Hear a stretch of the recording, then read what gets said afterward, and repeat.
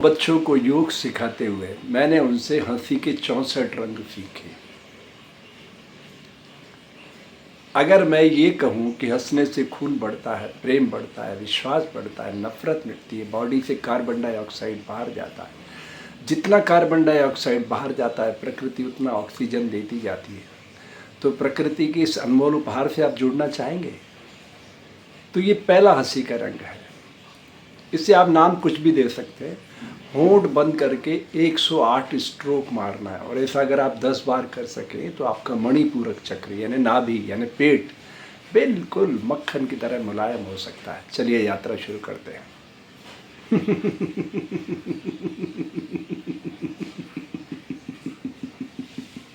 ये मैंने 32 बार किया। स्थूल शरीर, सूक्ष्म शरीर के लिए 72 और कारण शरीर के लिए 108। कारण शरीर ही दोनों शरीर को कंट्रोल करता है, ठीक है। तो जितनी लंबी गहरी श्वास होगी उतनी ताकत से आप इस क्रिया को आत्मसात कर सकते हैं, ठीक है।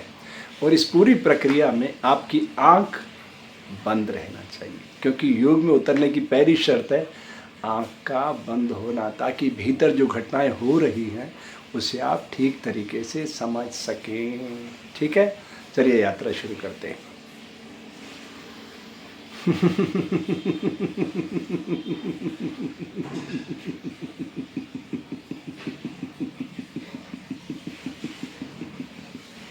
ये मैंने 72 बार स्ट्रोक क्रिएट किया।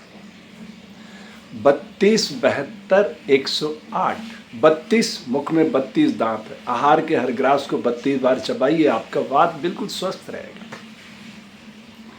और 72 स्ट्रोक से आपका पित्त यानी आपकी गर्माहट कंट्रोल में आ जाएगी। और 108 तो पूर्णांक है, ठीक है।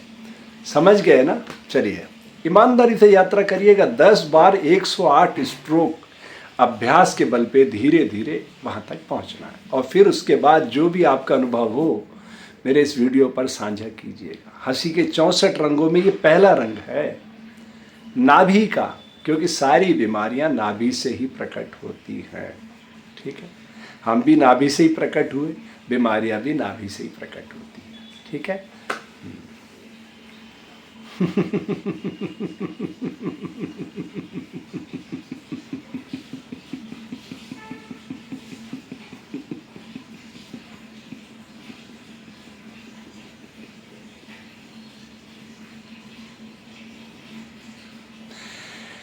ये 108 स्ट्रोक, तब मणिपूरक चक्र अपना द्वार खोलता है और उसके नीचे स्वाधिष्ठान चक्र है, सृजन का केंद्र, और फिर उसके नीचे मूलाधार चक्र है।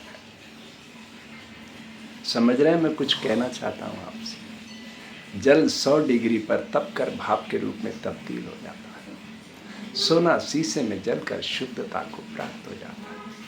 तो प्रकृति के इस विहंगम दृश्य को देखने के लिए भारतीय ऋषियों ने योग प्रस्तुत किया। अन्न में, प्राण में, मनो में, विज्ञान में, आनंद में। ये पंचकोशा शरीर पंच महाभूत से प्रकट है। जल, पृथ्वी, आकाश, वायु, अग्नि, जिसे हम भगवान कह रहे हैं, भूमि, गगन, वायु, अग्नि, नीर, ये कितने अनुशासित काम कर रहे हैं। इसके साथ जुड़ने की कला का नाम है योग। तो प्रकृति ने ये अनमोल तोहफा आपको दिया है, और ये सारी वर्जनाओं को तोड़ देता है। ये सारे संसार में संपूर्ण मानव जाति में एक जैसी पाई जाती है। क्या? हंसी। उसी हंसी के माध्यम से मैं आपको प्रकृति के उस दिव्य स्वरूप से जोड़ने का प्रयास कर रहा हूँ। मेरा सपना इस धरती पे एक पूर्ण मानव को आकार देना, जो शारीरिक रूप से, मानसिक रूप से, आध्यात्मिक रूप से पूरी तरह से स्वस्थ हो। और इस स्वास्थ्य के मोर्चे पर मजबूत बनने के लिए मैं आपको 3 सूत्र देना चाहता हूँ। दांत का काम आपको देना आज से बंद। जब भोजन करते टीवी, मोबाइल, बातचीत से दूरी बनाइए। हर बाइट को 32 बार चबाइए। समय कम लगेगा, ऊर्जा ज़्यादा मिलेगी। भूख का संबंध पेट से नहीं है, दिमाग से है, ठीक है। तो अन्न में शरीर अन्न से चलता है, प्राण में शरीर प्राण से चलता है, मनो में शरीर विचारों से चलता है, विज्ञान में शरीर इन तीनों के मध्य संतुलन बनाता है, और फिर आनंद में शरीर है। वो प्रकृति का अंतिम लक्ष्य है आपको पहुंचाने का वहां तक, ठीक है।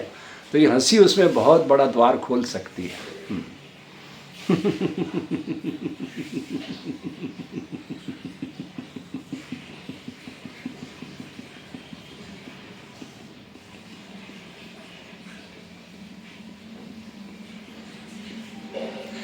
ये 108 हुए। आपका पूरा शरीर पसीने से नहा उठेगा, सारे रोमकूप खुल जाएंगे आपके। ये 9 खुले द्वार देख रहे हो ना आप, 2, 4, 6, 7, 2 नीचे है मल का मूत्र का। 10वां द्वार प्रकृति ने अनंत रोमकूप से बांधकर मानव शरीर को 90 डिग्री एंगल पर खड़ा करके चला फिरा दिया है। और इसी एंगल पर पेड़ खड़ा है। पेड़ से हमारा क्या रिश्ता है?